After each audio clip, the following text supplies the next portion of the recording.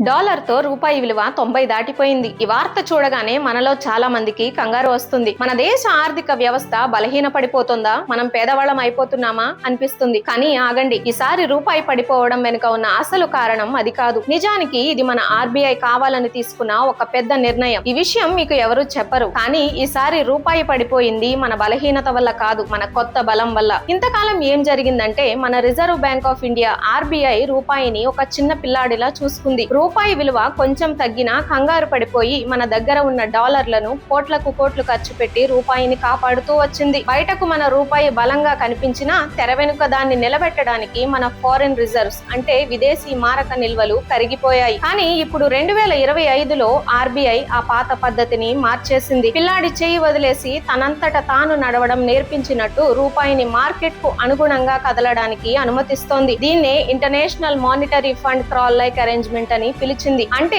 రూపాయిని ఒకే చోట కట్టిపడేయకుండా ప్రపంచ మార్కెట్ ఒత్తిళ్లకు అనుగుణంగా నెమ్మదిగా పాకడానికి వదిలేస్తున్నారు. మరి ఆర్బీఐ ఎందుకు ఇలా చేస్తోంది? సింపుల్. కృత్రిమంగా రూపాయి విలువను కాపాడడానికి మన డాలర్లను వృధా చేయడం కంటే వాస్తవ పరిస్థితులకు అనుగుణంగా దాన్ని సర్దుబాటు అవ్వనివ్వడం దీర్ఘకాలంలో మన ఆర్థిక వ్యవస్థకు మంచిదని ఆర్బీఐ భావిస్తోంది. ఇది ఒక తెలివైన లాంగ్ టర్మ్ గేమ్. అందుకే మలేషియా, ఇండోనేషియా లాంటి దేశాల కరెన్సీలు ఇప్పుడు మనకంటే బలంగా కనిపిస్తున్నాయంటే ఆ దేశాలు మనకంటే గొప్పవని కాదు. వాళ్ళ సెంట్రల్ బ్యాంకులు ఇంకా పాత పద్ధతిలోనే తమ డబ్బును తగలబెట్టి వాళ్ళ కరెన్సీలను కాపాడుతున్నాయి. కానీ భారతదేశం మాత్రం ఒక కొత్త ధైర్యమైన దారిని ఎంచుకుంది. మరి ఈ మార్పు వల్ల మీ మీద, నా మీద ప్రభావం ఏంటి? మీరు వస్తువులను దిగుమతి చేసుకునే వ్యాపారి అయితే ఇది మీకు చెడ్డ వార్త, ఖర్చులు పెరుగుతాయి. అదే మీరు ఎగుమతి చేసేవారైతే మీకు మంచి లాభాలు వస్తాయి. ఇక సామాన్యులకు పెట్రోల్, డీజిల్ ధరలు, విదేశాల నుండి వచ్చే వస్తువుల ధరలు పెరుగుతాయి. ఆర్బీఐ తీసుకున్న ఈ కొత్త వ్యూహం సరైనదే అని మీరు అనుకుంటున్నారా? మీ అభిప్రాయం ఏంటో